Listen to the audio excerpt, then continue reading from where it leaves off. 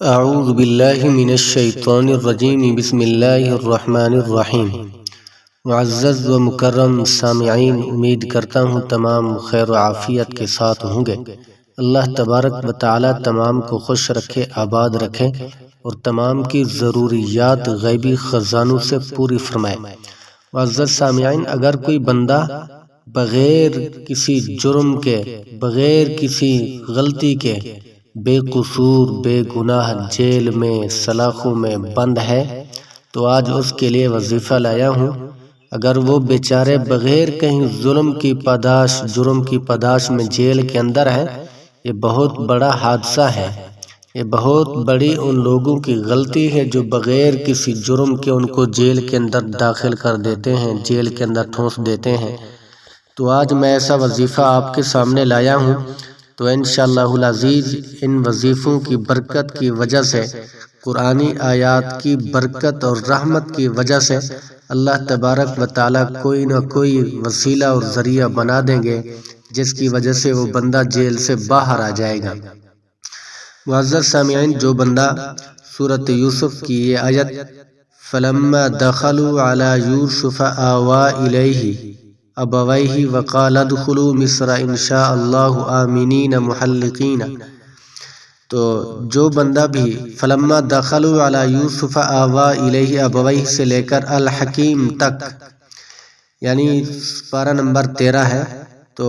الحکیم تک جہاں پہ یہ آیت ختم ہو رہی ہے، اس تک کوئی بندہ پڑھے، ان آیتوں کو لکھ کر باندھے اور کثرت سے پڑھے، انشاءاللہ العزیز رہائی مقدر بنے گی۔ یعنی جو بندہ بھی انہی آیات کو پڑھتا رہے گا یا لکھ کر اپنے گلے میں باندھ دے گا،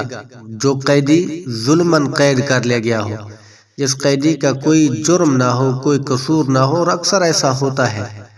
دیکھیں نا، کسی نہ کسی علاقے کے اندر کوئی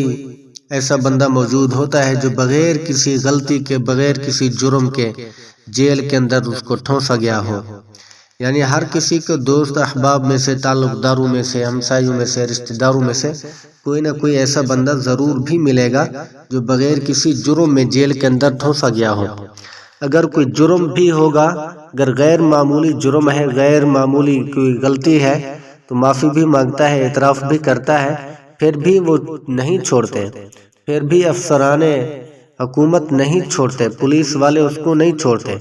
جج اس کو نہیں چھوڑتا۔ تو جو میں نے آپ کے سامنے یہ وظیفہ پیش کیا ہے، اگر اس وظیفے کو یقین کے ساتھ، اعتبار کے ساتھ، اعتماد کے ساتھ پڑھے گا تو انشاءاللہ العزیز وہ قیدی رہا ہو جائے گا۔ پہلی بات یہ ہے کہ اس قیدی کو آپ نے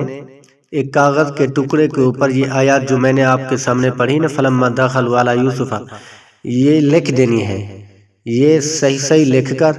اس کو تعویذ بنا کر وہ اس کو گلے کے اندر باندھ دے،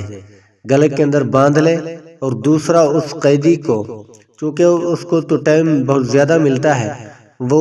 قید کے اندر بیٹھ کر باوضو ہو کر قرآن کھول کر انہی آیات کو کثرت کے ساتھ پڑھتا رہے۔ اگر حافظ قرآن ہے تو زبانی اس کو یاد کر لے،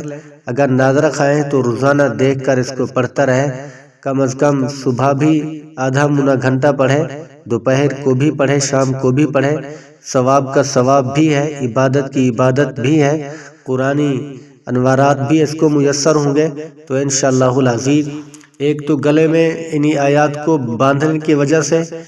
اس کی برکت، دوسرا اس قرآن کو کھول کر پڑھنے کی برکت، یہ دونوں برکتیں مل کر جائیں گی۔ اللہ تبارک و تعالیٰ پھر اپنی رحمت کے دروازے کھول دیں گے، پھر کوئی نہ کوئی وسیلہ بنا دیں گے، یا جج کو نرم کر دیں گے، یا پولیس والوں کو دلوں کے اندر نرمی پیدا کر دیں گے، تو انشاءاللہ بہت جلد آپ کا دوست، آپ کا تعلق دار، آپ کا ہمسایہ، آپ کا بھائی، جو بھی قبیلے والا ہے، جو بھی دوست احباب تعلق والا ہے، انشاءاللہ العزیز رہائی مقدر ہو جائے گی۔